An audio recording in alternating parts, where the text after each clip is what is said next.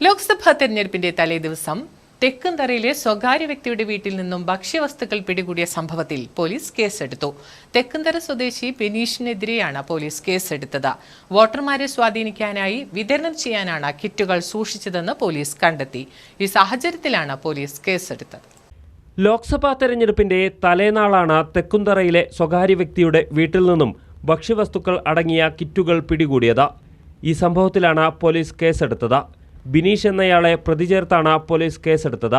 തൊട്ട് തലേ ദിവസം രാത്രിയിൽ സുൽത്താൻ ബത്തേരിയിൽ നിന്നും മാനന്തവാടിയിൽ നിന്നും വൻതോതിൽ ഭക്ഷ്യക്കിറ്റുകൾ പിടികൂടിയിരുന്നു. ഇതേ തുടർന്ന് നടത്തിയ അന്വേഷണത്തിലാണ് തെക്കുംതറയിലെ വീട്ടിൽ കിറ്റുകൾ സൂക്ഷിച്ചതായി പോലീസിന് വിവരം ലഭിക്കുന്നത്.